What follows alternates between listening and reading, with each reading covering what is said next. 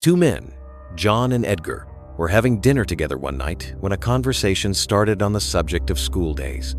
One of them, John, told the following strange story.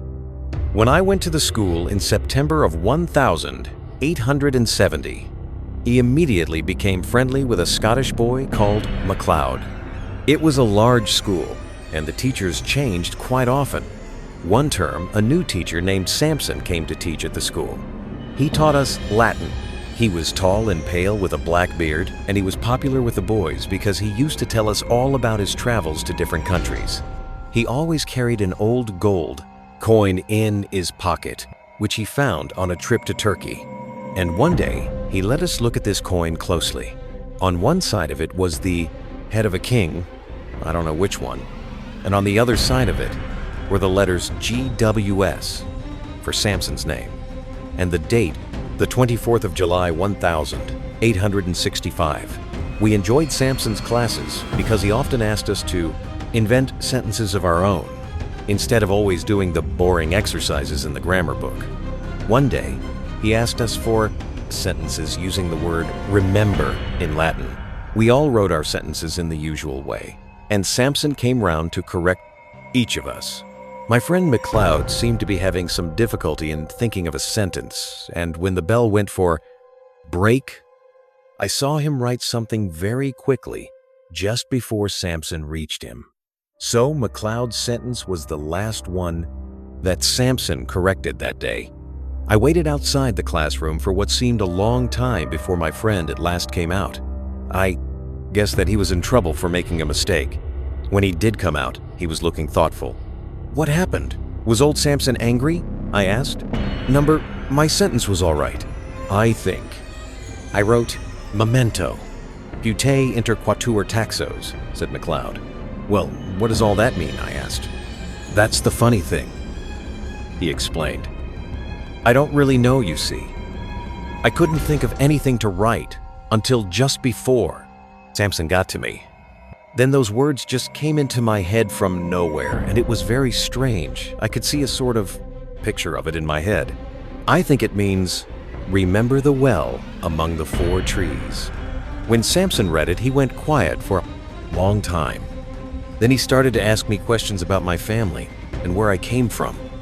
Then he let me go. We soon forgot about the lesson and MacLeod's strange sentence because the next day, MacLeod became ill with a cold, and he didn't come to school for a week. Nothing happened for about a month until one day when we were, again, writing Latin sentences for Samson. This time, we had to write them on pieces of paper and give them to him for correction. He started looking through them, but when he got to one piece of paper, he turned white and cried out, looking very frightened. He got up and hurried out of the classroom, and we sat there for a long time, wondering what to do. Finally, I got up to have a look at the papers, and the first thing I noticed was that the top one was in red ink. Our school never allowed us to use red ink. It was against the rules. The sentence on the paper said, "Si tu non veneris ad me, ego veniam ad te," which means, if you don't come to me, I will come to you. All the boys looked at it, and they all promised that the sentence was not theirs. To check, I counted the pieces of paper. There were 17 of them, but there were only 16 boys in the class. Where this paper came from, no one could say. I put it in my pocket, and it wasn't until that afternoon that I took it out again. It was completely white, with no sign of the red writing on it anywhere. I know it was the same piece of paper because I could still see my finger marks on it. Anyway, Samson eventually came back at the end of that lesson and told us we could go. He looked at the papers one by one and probably thought it was his imagination playing tricks. He looked pale and worried. The next day, Samson was in school again and he seemed quite normal, but it was that night that the third strange thing happened. It was about midnight when I suddenly woke up. Somebody was shouting at me. It was MacLeod, who shared my room. He looked terrified. "Quick," he said. "I think a burglar is trying to get into Samson's room." I rushed to the window but could see nothing. Somehow, though, I felt that something was wrong out there, and the two of us waited, watching closely. "Tell me exactly what you saw or heard," I whispered. "I didn't hear anything, but about 5 minutes before I woke you, I just found myself standing here at the window." McLeod whispered back. There was a terrible-looking man standing just outside Samson's window. He was very tall and very thin, and he didn't really look like a living person at all, more like a ghost. He seemed to be making a sign to Samson to go with him. That's all I saw before I woke you up. We waited a long time, watching, but we saw nothing more that night. Everything was quiet outside. We woke up feeling tired and strange in the morning. But during the day, the news went round that no one could find Samson anywhere, and he didn't come for our Latin class that day. In fact, we never heard of or saw Samson again. Somehow, McLeod and I knew that we should keep quiet about what he had seen that night, and we never told anyone. "It's a good story, John," said Edgar, listening to his friend as he finished his wine. "A very good one. But now, I really must be on my way home.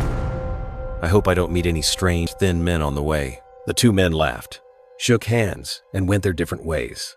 It was about a year later that Edgar, the listener to John's story, traveled to Ireland to visit another friend who lived in an old country house there. One evening, his host was looking in a box full of various old things for a key that he wanted. Suddenly, he pulled a small object out of the box and held it up. "Have a look at this, Edgar. What do you think it is?" he asked. It was an old gold coin with the head of a king on the front. Edgar looked closely. "Where did you get it?" he asked quietly. "Well, it's quite an interesting story," began his friend. "A year or two ago, we were working on that area of the garden over there in the corner, can you see? Among the 4 trees?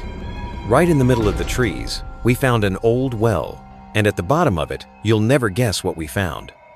"Yes, I will." "Was it a body by any chance?" asked Edgar. His friend was surprised. "Yes, it was. In fact, we found 2 bodies. One of them had its arms tightly around the other. They were probably there for 30 years or more. Anyway, we pulled him out, and in the pocket of one of them we found this old coin. From Turkey or somewhere by the look of it. It's got something on the back of it too." "Can you see what it says?" "Yes, I think I can," said Edgar. "It seems to be the letters GWS and the date the 24th of July 1865.